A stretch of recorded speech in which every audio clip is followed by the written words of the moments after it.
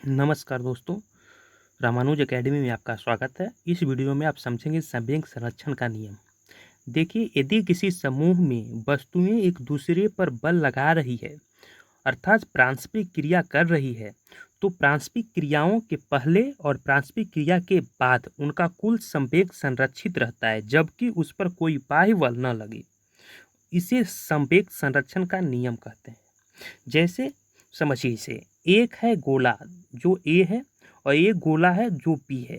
ठीक है, दोनों इस डायरेक्शन में टकराने वाला है। ठीक है, जिसका द्रव्यमान m1 है और वेग u1 है, और इस गोले बी का द्रव्यमान m2 है और वेग u2 है। ठीक है, अब ये t समय में टकराता है।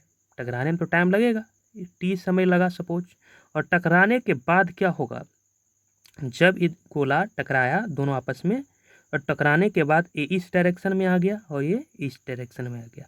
अब बाहर से इस पर कोई बल नहीं लगा है, तो क्या होगा, यहाँ पर जो संवेग इसका होगा, टकराने से पहले जो संवेग होगा और टकराने के बाद जो संवेग होगा वो क्या होगा, संरक्षित होगा। इसीलिए इसे कहते हैं संवेग संरक्षण का नियम। ठीक है, और इसका डेरिवेशन है, और डेरिवेशन करेंगे इसका अभी हम, और डेरिवेशन के द्वारा इसका जो है फार्मूला निकालेंगे, सूत्र निकालेंगे। जो आपको याद रखना है वही फार्मूला पे डायरेक्ट आप क्वेश्चन पूछे जाते हैं एग्जामिनेशन में, और उसको मेन फार्मूला को आपको ध्यान में रखना है। ठीक है, चलिए आपको डेरिवेशन भी बता देता हूँ। देखिए, आपको क्या करना है, गोला ए है। ठीक है, सपोज डेट गोला हम पार देता हूँ, यहाँ पर एक गोला ए हो गया, यहाँ पर गोला ए बी हो गया। तो गोला ए के संवेग में परिवर्तन कितना हुआ, संवेग आपको पता ही होगा। संवेग क्या होता है, संवेग आपको कल बताए थे, संवेग को पी से करते हैं। संवेग इक्वल टू क्या होता है, एम भी होता है, पता होगा आपको। ठीक है, तो भी कितना है, भी कितना होगा, पहले कितना था, प्रारंभिक और अंतिम वेग होता है।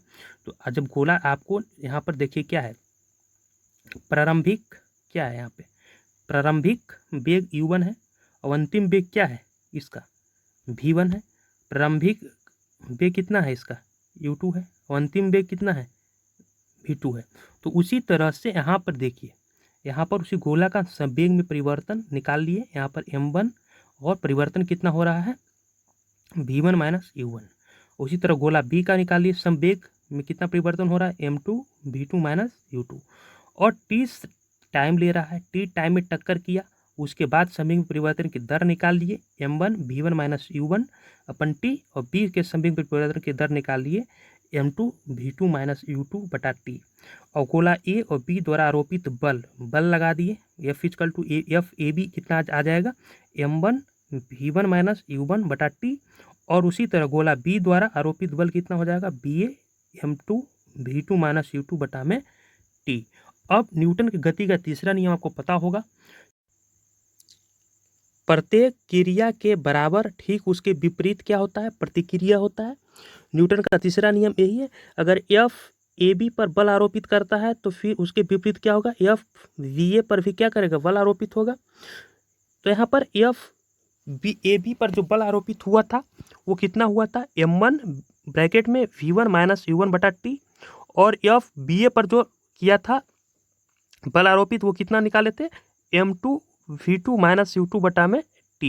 अब t से t यहाँ पर क्या हो गया, कैंसिल, और m1 को इस ब्रैकेट में मल्टीप्लाई कर देंगे और m2 को इस ब्रैकेट से मल्टीप्लाई कर देंगे, तो जो रिलेशन आ जाएगा m1 v1 minus m1 u1, और इधर आ जाएगा m2 v2 minus m2 u2। तो इस रिलेशन को आपको ध्यान में रखना है, इस फार्मूला को आपको याद रखना है। ये फार्मूला से, इस रिलेशन से आपको डायरेक्ट जो है क्वेश्चंस आएंगे, और इस क्वेश्चन को आप 1 मिनट में इसका आंसर कर पाएंगे। ये रिलेशंस आपको ध्यान रखना है, m1 v1 minus m1 u1 equal to m2 v2 minus m2 u2।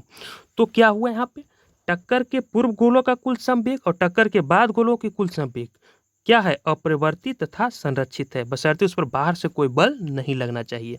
तो इस वीडियो में इतना ही। यदि किसी प्रकार का कोई डाउट हो, कुछ किसी तरह का कोई प्रश्न दिमाग में उठ रहा हो, तो नीचे कमेंट में लिखें उस प्रश्न को, हम कोशिश करेंगे कि उस प्रश्न का आपको answer they. Thank you so much.